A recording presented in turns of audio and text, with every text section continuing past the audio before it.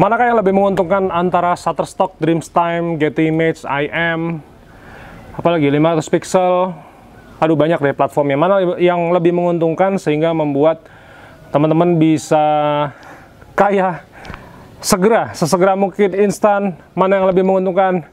Saya akan bahas di video kali ini, so stay tune, kita ketemu di video habis ini guys.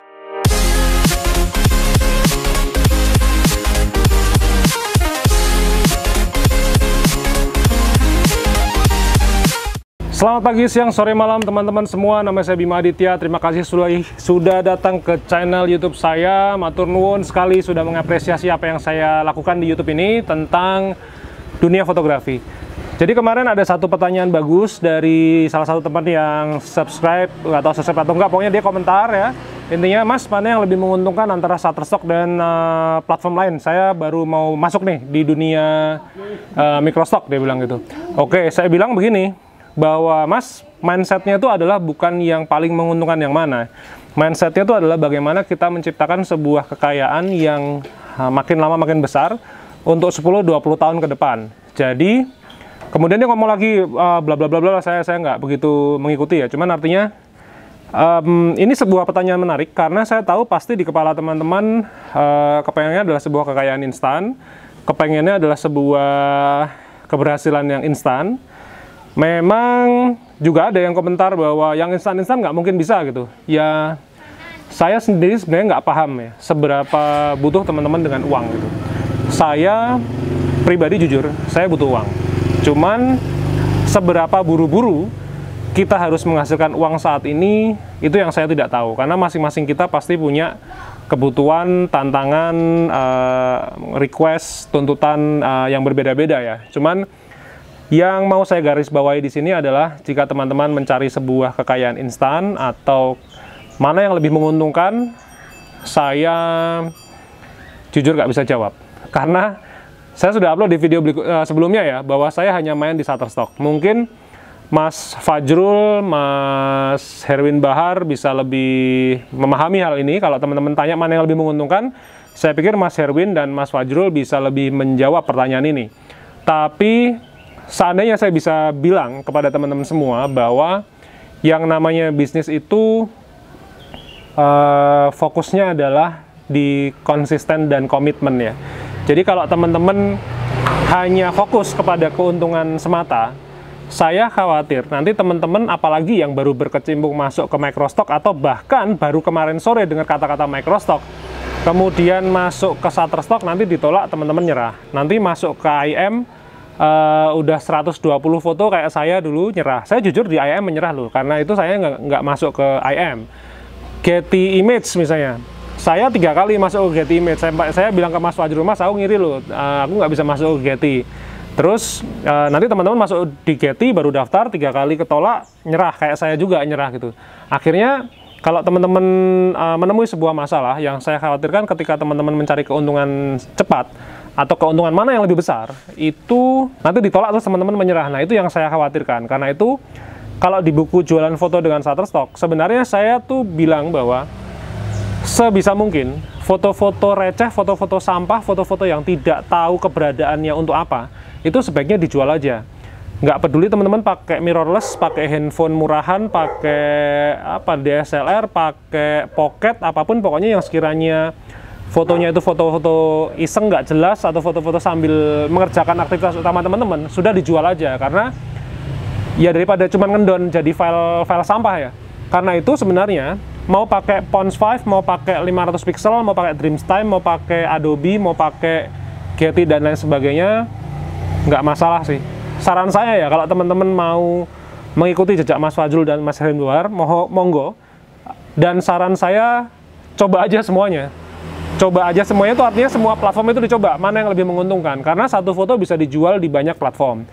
Nah, pertanyaan saya berikutnya, apakah teman-teman kuat mengerjakan lebih dari satu platform? Jika ini adalah kesempatan pertama kali teman-teman masuk ke channel YouTube saya atau melihat saya di YouTube ini, silahkan subscribe dulu, silahkan nyalakan loncengnya, karena saya akan share tentang dunia fotografi setiap hari jam 5 pagi. Nah, sekarang kalau saya bicara tentang sebuah microstock ya, itu memang saya tipikal orang yang konvensional. Konvensional tuh gini, saya ada banyak platform, saya hanya memilih satu Shutterstock. Sekarang kita nggak usah ngomongin Shutterstock, kita ngomongin kerjaan utama saya sebagai seorang wedding dan portrait photographer. Nah, kebanyakan orang itu motretnya, kalau di era saya ya, di era saya itu artinya di circle-nya saya, itu kebanyakan motretnya adalah jelas wedding karena saya masuk ke wedding. Cuman dulu ketika saya memulai, itu banyak yang masuk ke dunia fashion, ke dunia komersial, ke dunia periklanan. Tujuannya apa sih? Tujuannya adalah sama, yang untungnya paling besar mana gitu. Sekarang kalau dulu saya ketika memulai, saya tuh memulai motret wedding average mungkin tahun 2009 ya, dibayar 1,6 juta sekali pre-wedding. Wedding mungkin 2,5 juta. Tapi pada waktu itu 2009 itu yang namanya komersial fotografer itu mungkin udah 5-10 juta. Sehingga banyak teman-teman saya yang memilih, wah nggak ada apa-apanya lah, ngerjain wedding itu cuman foto-foto recehan, nggak kena gitu. Mendingan ini Bim, ngerjain foto produk, foto komersial, foto pokoknya semua dengan lighting dan lain sebagainya. Ini duitnya gede, dia bilang gitu.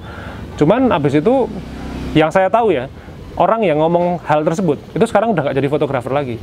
Jadi dia nggak tahu.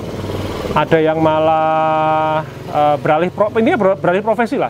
Sehingga yang tadinya dia ngomong paling menguntungkan itu akhirnya dia justru meninggalkan dunia fotografi karena dia hanya mencari duit semata. Kalau sebagai bisnismen ya iya sih, saya juga make sure gimana caranya saya motret juga dibayar mahal. Makanya rate card saya tinggi. Kemudian saya membuat diversifikasi di divisi studio saya. Ada yang wedding, ada yang portrait, ada yang untuk pemotretan sosialita, family, friends gitu. Sampai sekarang saya masuk ke dunia YouTube, saya bikin e-course, saya juga masuk ke Microstock. Yang baru ya teman-teman udah lihat sendiri bahwa saya masuk ke NFT. Karena intinya ya sebenarnya sama-sama cari duit. Cuman harapan saya adalah bagaimana saya mencari uang secara konsisten selama mungkin sampai nanti saya mati itu dari dunia fotografi. Nah teman-teman sekarang kembali lagi nih. Kalau misalnya teman-teman mau mencoba semua platform, sama pertanyaannya sama saya tadi, teman-teman kuat nggak? Karena kalau baru masuk ya, baru masuk sudah mau mencoba banyak platform, yang saya khawatirkan teman-teman secara fisik nggak kuat, secara otak nggak kuat. Jadi secara fisik tuh kita capek loh, nguploadin satu-satu, submit satu-satu, nulis description dan kata kunci satu-satu, itu baru capek secara fisik. Capek secara psikologis apa? Ditolak. Kemudian ditolaknya teman-teman bilangnya, wah saya kamera saya udah pakai misalnya nih Sony Alpha 7 Mark III misalnya, harganya kan mungkin 25-30an juta. Tapi kok ditolak karena fokus kenapa mas? Gitu. Nggak terima teman-teman udah pakai kamera mahal-mahal ternyata ditolak. Nah itu adalah capek secara psikologis. Sedangkan saya bilang bahwa saya mungkin bisa 50% fotonya approve dalam waktu 1 bulan itu. Artinya dari total misalnya saya submit 300 ya.